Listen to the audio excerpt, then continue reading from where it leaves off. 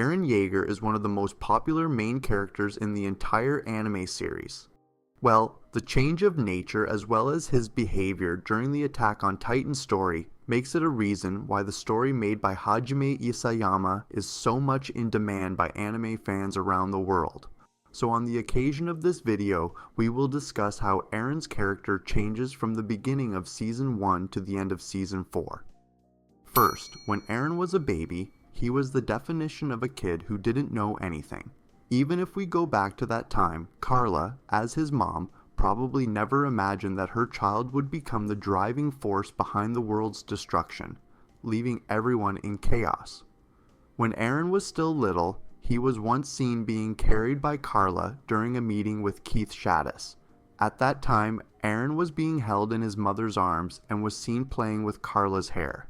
At this stage, we probably can't talk too much about Eren because there wasn't anything particularly special about him yet.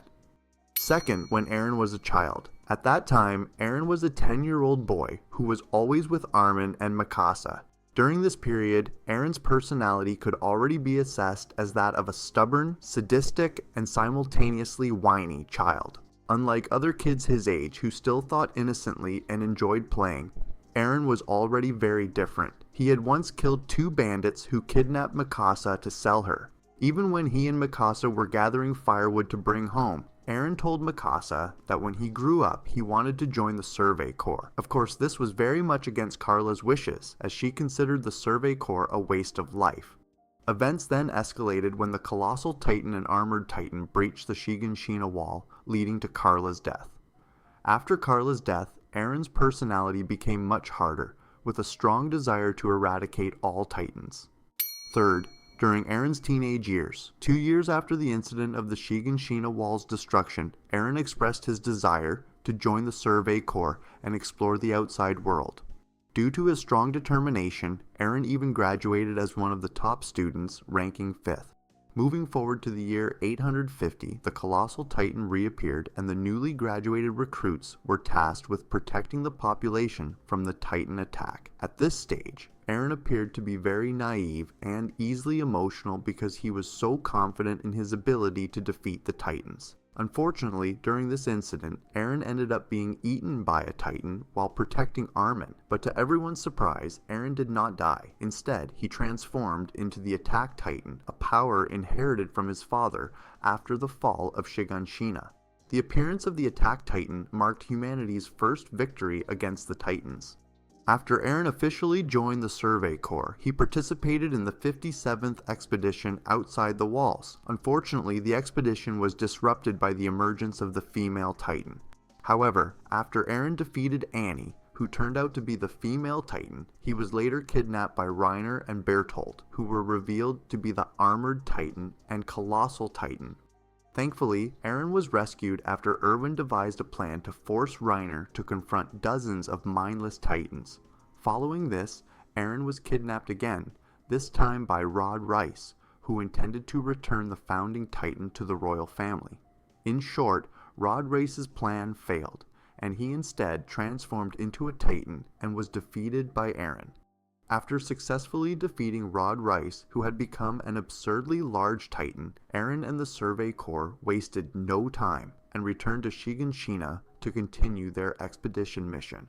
However, the same scenario played out again. This time, the Survey Corps was confronted by Reiner and Bertolt once more. To summarize, after a hard-fought battle, they managed to win and seal the breach in the Shiganshina Wall.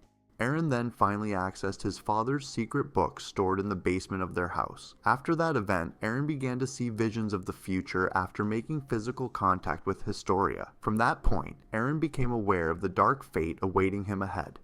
Fourth, when Eren enters adulthood. After witnessing the future that was destined to unfold, Eren's personality and behavior changed drastically compared to before. This time, Eren became a calm and reserved individual who rarely spoke. He was no longer the reckless and impulsive person he once was. He even showed compassion for a Titan because he had come to understand that Titans were once humans. When he finally reached the ocean for the first time, instead of expressing joy, he somberly remarked that there was another enemy waiting beyond the vast sea.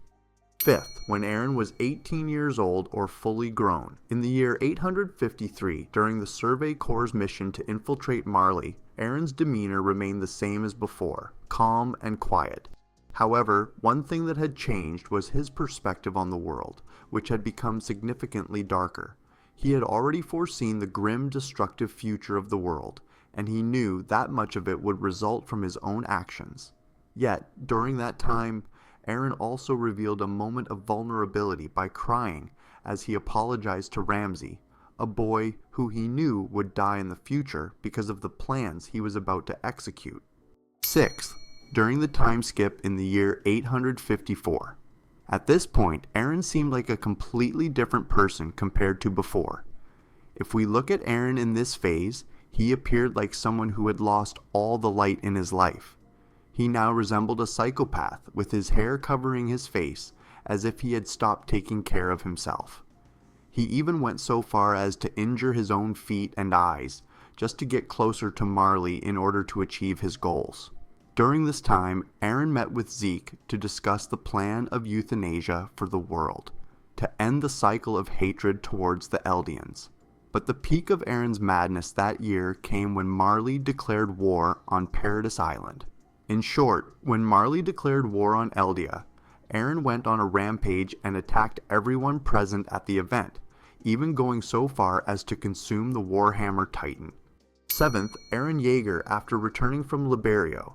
At that time, Eren was imprisoned and had followers called the Yeagerists. The Yeagerists' goal was nothing less than to bring Eren and Zeke together, who were being closely monitored at the time. In this phase, Eren was already seen as a villain because he wanted to initiate the rumbling to wipe out all humanity outside the walls. And let's not forget that Eren had also hurt the feelings of his two closest friends, Armin and Mikasa. Continuing the story, after Eren successfully defeated Reiner and Porco, he was now able to meet Zeke and headed directly to the world of paths. In this world, Eren freed Ymir from her role as a slave, which led to Ymir granting him the power of the Titans, allowing Eren to transform into a founding Titan with an extraordinarily massive body. However, unfortunately, Eren's plan to destroy all of humanity outside the walls ultimately failed because he was stopped by Mikasa, who cut his neck. The 8th and final version, Eren Yeager in the Paths. This version of Eren can be seen when he creates a life where only he and Mikasa exist. In this version, Eren is actually a person who deeply loves Mikasa, no longer the ruthless or even psychopathic figure he once was. Not only that, but Eren Yeager in the Paths also seems to have the same traits as the young Eren, especially his emotional side. This moment of Eren being emotional is shown when he confesses to Armin that he truly loves Mikasa and wants her to be only his. Well, so that's how the character of Eren Yeager changes from Season 1 to Season 4. So thank you for watching this video and see you later.